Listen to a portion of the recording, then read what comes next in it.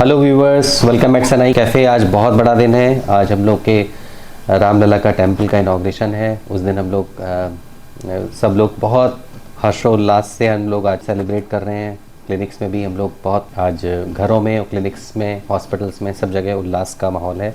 आप सब लोगों को इसकी बहुत बहुत शुभकामनाएं। मैं doctor Sudhir Srivastava, cataract and refractive surgeon, Sanai hospital Lucknow से।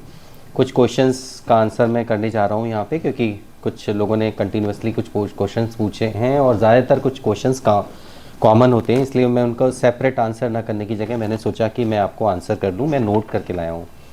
सबसे एक क्वेश्चन है इम्पॉर्टेंट, जो कि बार बार लोग पूछते हैं कि ये ब्लेड लैसिक और ब्लेडलेस लैसिक में क्या डिफरेंस होता है।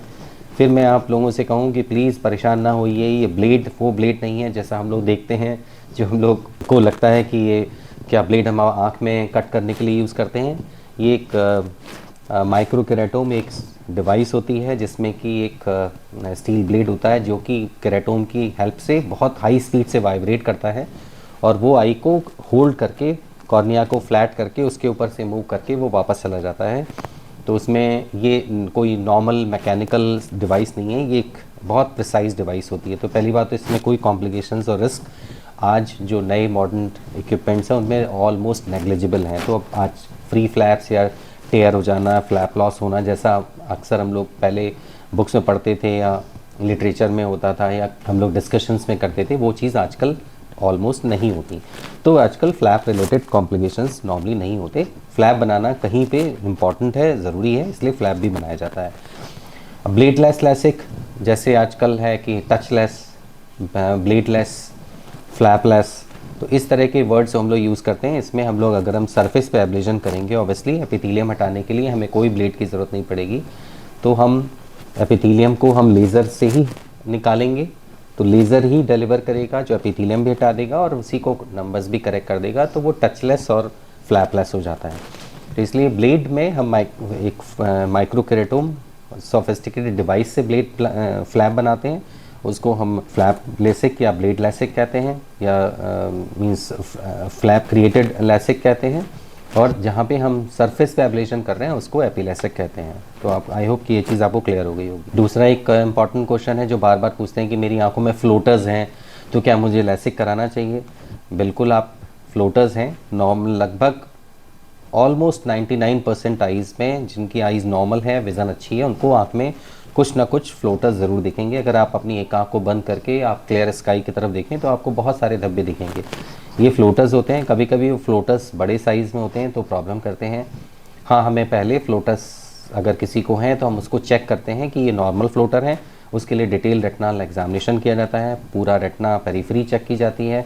अगर वो रेटिना में किसी तरह की कोई प्रॉब्लम नहीं है और विट्रस में वो पैसिटीज़ हैं, तो उनके लिए कोई ट्रीटमेंट करने की ज़रूरत नहीं होती। इसका बेस्ट ट्रीटमेंट होता है कि इसको इग्नोर करिए। हाँ, अगर फ्लोटर्स के साथ फ्लैशेस आ रहे हैं, चमक सी लग रही है, तो रेटिना ज़रूर चेक की जाती है पेरिफेरी में कि कोई रेटिनल ट्रैक्शन तो नहीं है। वहाँ पर अगर ट्रैक्शन है, तो अगर कोई ब्रेक्स हैं, तो उनको हम लोग लेज़र बराज कर देते हैं, यानी इसको वेल्डिंग करके सील कर देते हैं। अक्सर लोग पूछते हैं कि हमने बराज करा लिया तो हमें कितने दिन बाद लेज़र कराना चाहिए? तो कोई भी बराज कराने के बाद उसका इफ़ेक्ट 2 to 4 वीक्स के अंदर इफ़ेक्ट आ जाता है। तो आप कैटरेक्ट सर्जरी या कोई भी रिफ्रैक्टिव सर्जरी करा सकते हैं। बार बार एक क्वेश्चन पूछा है लोगों ने कि डिफरेंस एपिलैसिक और एपिकॉन्टूरा में क्या डिफरेंस। ये बड़ा रिपीटेडली ये क्वेश्चन आ रहा है। मैंने इस पर स्पेशली एक वीडियो बनाया हुआ है पहले भी, आप उस वीडियो में भी जाके देख सकते हैं। एपिलैसिक का मतलब है कि हम नंबर्स का करेक्शन कर रहे हैं, सरफेस पे कर रहे हैं, किसी तरह के एब्रेशंस को हम हैंडल नहीं कर रहे हैं। लेकिन एपिकॉन्टूरा का मतलब है कि हम सरफेस पे एब्रेशन कर रहे हैं, नंबर्स को करेक्शन भी कर रहे हैं, साथ में हम हायर ऑर्डर एब्रेशंस हैं उनको भी करेक्ट कर रहे हैं, और जो करेक्शन है वो विजुअल एक्सेस पे कर रहे हैं। तो एपिलैसिक में हम करेक्शन नंबर्स का करेंगे और वो हम एनाटॉमिकल एक्सेस पे करेंगे। हायर ऑर्डर एब्रेशंस हम टच नहीं करेंगे। कॉन्टूरा में हम higher order aberration, visual axis पे करेक्शन और साथ में नंबर्स को करेक्शन करेंगे। आई होप कि ये चीज़ क्लियर हो गई होगी कि बार बार लोग पूछते हैं, और मैंने इसका एक डिफरेंट वीडियो, आपको डिस्क्रिप्शन में वो वीडियो मिल जाएगा, उसका लिंक मिल जाएगा, उस लिंक पे आप जाके उस वीडियो को भी देख सकते हैं। अब एक और क्वेश्चन है कि लिमिटेशंस ऑफ कॉन्टूरा, हम कॉन्टूरा कब करा सकते हैं, कब नहीं करा सकते हैं। तो देखिए, कॉन्टूरा के बहुत स्पेसिफिकेशंस हैं। आपकी कॉर्नल थिकनेस कैसी है, आपका टोपोग्राफी कैसा है, आपका नंबर्स और जो एक्सेप्टेंस में नंबर्स, यानी जो आप चश्मा लगा रहे हैं और आपकी विज़न चश्मे के साथ कैसी है, और जो नंबर्स हम टोपोलाइजर से निकाल रहे हैं वो दोनों मैच कर रहे हैं कि नहीं कर रहे हैं, दोनों की एक्सेस में डिफरेंस तो नहीं है। बहुत सारे 3-4 इंपॉर्टेंट पैरामीटर्स हम लोग असेस करते हैं। असेस करने के बाद हम ये डिसाइड करते हैं कि इस पेशेंट में हमें कॉन्टूरा कराने का एडवांटेज मिलेगा नहीं मिलेगा। अगर हमें कॉन्टूरा करने यानी हायर ऑर्डर एब्रेशंस पेशेंट्स की आई में नहीं है, नीड नहीं है, तो हम उसको विजुअल एक्सेस पे नंबर्स का करेक्ट करेंगे, जिसको हम एक तरह से हाफ कॉन्टूरा कहते हैं। हाँ, कुछ वर्ड लोग सुप्रा कॉन्टूरा, सुपर कॉन्टूरा, इस तरह की कोई टर्मिनोलॉजीज़ नहीं है, ये सेल्फ क्रिएटेड टर्मिनोलॉजीज़ हैं।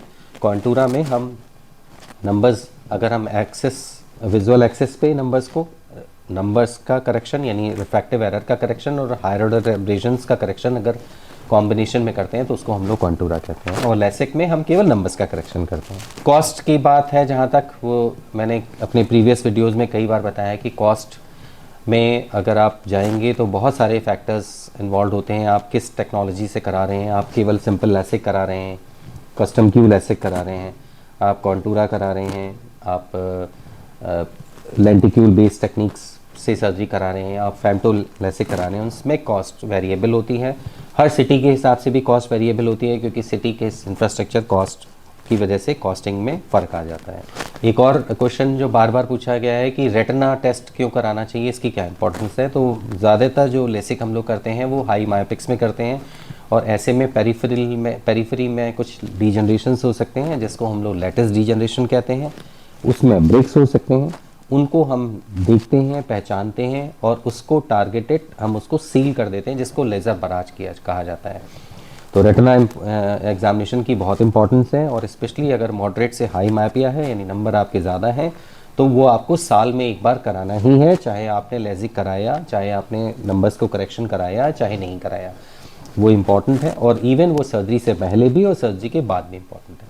तो आई होप कि ये क्लियर हो गया होगा। सारे क्वेश्चंस मैंने जो पॉसिबल क्वेश्चंस थे मुझे मिले, मैंने उनको आंसर किया। आप इस तरह से सवाल पूछते रहिए, मेरी कोशिश होगी कि मैं उसको आंसर करूं, टारगेटेड आंसर करूं। अगर आपका कोई पर्सनल क्वेश्चन होगा तो मैं पर्सनली भी आपको आंसर करूंगा कमेंट बॉक्स में। और प्लीज़ चैनल को अगर आपने सब्सक्राइब नहीं किया है तो प्लीज़ सब्सक्राइब करिए, इससे हम लोग को हिम्मत मिलती है, हौसला मिलता है। शेयर करिए, नोटिफिकेशन बटन दबाइए, जिससे कि आपको अगले वीडियो की नोटिफिकेशन मिलती रहे। नमस्कार, राम राम।